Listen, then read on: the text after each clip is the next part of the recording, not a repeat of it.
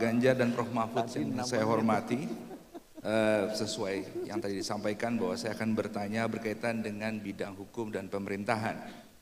Dan pertanyaan ini akan terikat pada satu isu yang krusial yang juga menjadi amanat reformasi, yaitu pembatasan kekuasaan, perbaikan tata pemerintahan, dan juga berkaitan dengan penegakan hukum. Pertama, berkaitan dengan pembatasan kekuasaan. Sebagaimana kita ketahui, sekarang itu timbul kecenderungan deinstitusionalisasi, di mana pejabat publik sulit membedakan keputusannya antara dirinya sebagai pejabat publik maupun dirinya sebagai privat. Apalagi kalau kemudian pejabat publik itu adalah pengusaha, di mana pengusaha juga menjadi pejabat publik, peng-peng. Akibatnya produk keputusannya, produk hukumnya cenderung ekstraktif, menggali sumber daya kita dan akhirnya menciptakan ketimpangan. Bagaimana Pak Ganjar dan Prof. Mahfud meminimalisir ini di masa akan datang sebagai bentuk pencegahan benturan kepentingan? Kedua adalah tata pemerintahan. Sekarang muncul undang-undang ASN yang baru, di mana amanat reformasi adalah dui fungsi ABRI itu dihapuskan dan itu menjadi amanat TAP MPR. Dalam undang-undang ASN yang baru, TNI dan Polri dimungkinkan masuk lagi ke jabatan ASN tertentu. Begitu pula sebaliknya, ASN bisa masuk ke TNI Polri. Prof. Mahfud kerap menceritakan bahwa setelah reformasi, korupsi kita terdesentralisasi. Apakah hal yang demikian ini justru tidak semakin mendesentralisasi korupsi kalau akarnya kembali dihidupkan? Dan yang ketiga, pertanyaan saya berkaitan dengan penegakan hukum. Kita ketahui bersama persoalan yang kerap kali timbul adalah penegakan hukum kita yang kerap kali terpolitisir dan tebang pilih. Sebab musababnya adalah kemandirian dari penegak hukum itu sendiri. Penegak hukum kerap kali tidak mampu mandiri karena pengaruh tekanan politik atau pengaruh kepentingan politik dalam lembaga hukum itu sendiri. Sehingga independensi peradilan dan aparat penegak hukum lainnya menjadi semakin terdegradasi. Baik. Saya minta tanggapan, mungkin itu menjadi pokok pertanyaannya. Terima kasih. Baik, terima kasih. Masih Prof. Ibnu, pas 3 menit. Pak Ganjar, Pak Mahfud ada 7 menit untuk menanggapi dari Profesor Ibnu.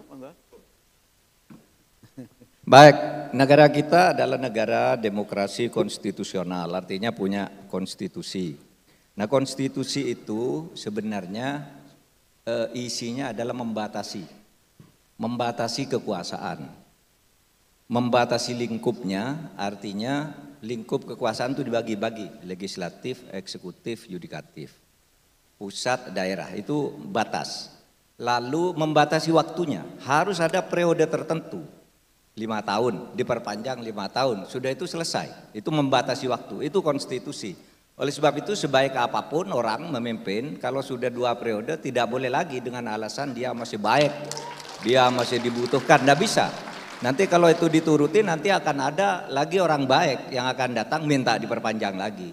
Oleh sebab itu batasan waktu dan lingkup ini harus ketat. Ini terkait dengan pertanyaan terakhir tadi soal kemandirian.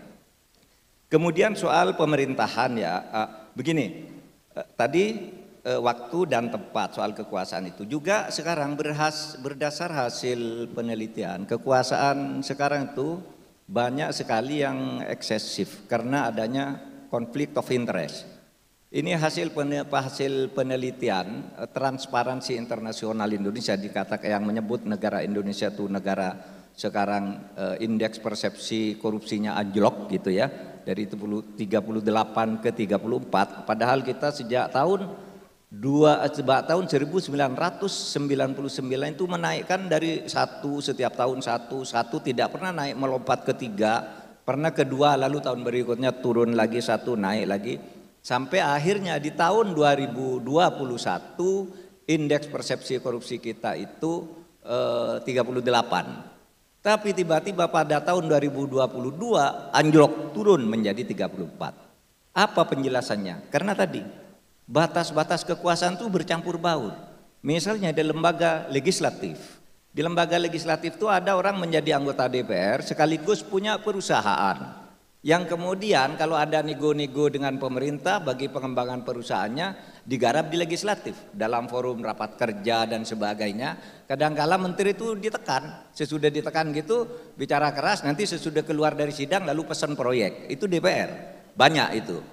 Konflik of interest. Di tubuh pemerintahan juga perizinan tumpang tindih sering terjadi. Orang minta izin itu ditahan-tahan, kalau nyuap baru jalan. Sehingga ada perusaha itu datang kepada saya banyak para investor, Pak gimana kami ini mau berinvestasi, mau berusaha di Indonesia itu susah katanya. Kenapa?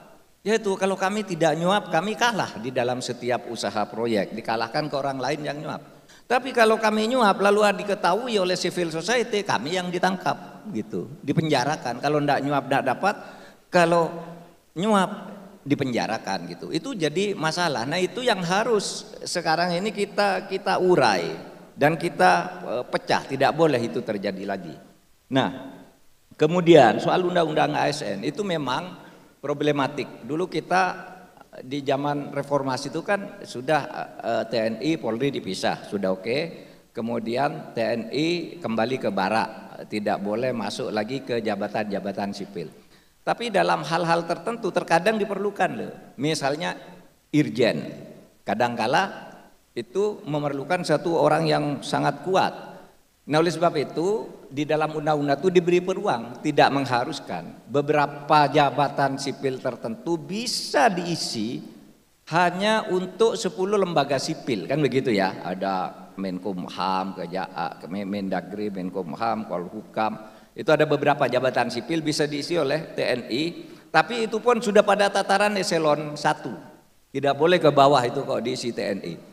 Nah itu pembatasan yang sekarang karena itu merasa masih dibutuhkan baik oleh DPR maupun oleh pemerintah sendiri, maka diberi batasan seperti itu.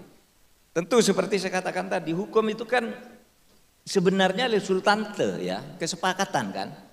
Udahlah kesepakatan itu kita cabut gitu, bisa saja dicabut tahun depan, periode berikutnya, kan bisa. Memang masyarakat berubah, hukum berubah kan gitu. Kalau dalilnya Muhammadiyah itu kan ada Ibnu Taimiyah, apa namanya, Ibnul Qayyim Al-Jauzi, la yungkaru taghayyurul ahkam bitaghayyuril azman wal amkan wal awaid, kan gitu.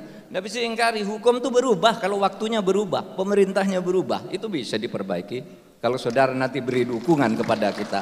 Itu Ibnul Qayyim. Dalil di dalam usul fikih yang dipakai di seluruh studi-studi hukum Islam, studi-studi fikih di dunia ini sejak berabad-abad, sejak abad ke-12 sampai sekarang kan dipakai terus. Padahal teori itu masuk ke teori modern hukum Indonesia atau hukum modern kan baru tahun 1951. Ketika T.H. Weir mengatakan hukum konstitusi berubah kalau tempatnya berubah, waktunya berubah, budayanya berubah. Itu buku Casey Weir tentang konstitusi. Nah Ibnul Qayyim sudah mengatakan gitu tadi, hukum itu berubah kalau waktunya berubah. Oleh sebab itu hukum zaman Umar dan zaman Abu Bakar pun beda dalam hal-hal tertentu. Misalnya Abu Bakar itu dulu katakan setiap orang baru masuk Islam harus diberi bagian zakat sesuai dengan ketentuan Al-Quran. Ketika Umar enggak, orang mu'alaf itu enggak perlu diberi zakat. Itu cocok dengan zaman sekarang. Orang sekarang yang mau masuk Islam sudah kaya-kaya, harus bayar malahan, harus memberi zakat. Kalau dulu zaman Abu Bakar orang masuk Islam itu dibunuh, dikejar-kejar, miskin, dapat zakat. Umar bilang, sekarang ubah hukum ini, gitu. Jadi hukum bisa berubah, berganti pemerintahan, kesepakatan baru dan kebijakan baru itu bisa dibuat. Nah kalau saudara mengeluh dengan persoalan-persoalan sekarang ini, mari besok kita buat kesepakatan baru. Bisa, itu kan soal kesepakatan aja. Pilih DPR-nya yang cocok dengan aspirasi saudara, pilih presidennya yang cocok dengan aspirasi saudara. Itu semua diolah nanti. Tidak ada sesuatu yang berlaku abadi di dalam hukum itu. Yang terakhir saya kira apa Pak tadi? Udah cukup saya kira ya. Sudah kayaknya. Ini nih Pak, masih ada catatannya. Penegakan hukum. Ya. Nah, penegakan hukum. Gini Pak, aduh waktunya udah habis. Sedikit, 1 menit. Jadi gini, penegakan hukum itu sudah kami rumuskan. Di atas itu sering terjadi kolusi antara pengusaha dan penguasa. Sehingga kalau orang kuat punya kasus itu pokoknya nyuap udah selesai. Sementara orang bawah itu hak-haknya dirampas secara sewenang-wenang. Oleh sebab itu kita menggariskan ke atas besok penegakan hukum tanpa pandang bulu untuk di atas.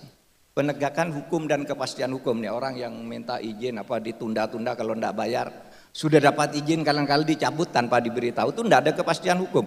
Nah, ke atas kita selesaikan penegakan dan kepastian hukum. Ke bawah nih rakyat kecil nih perlindungan. Kalau ke atas penegakan, ke bawah perlindungan. Arahnya begitu menurut saya. Cukup Pak.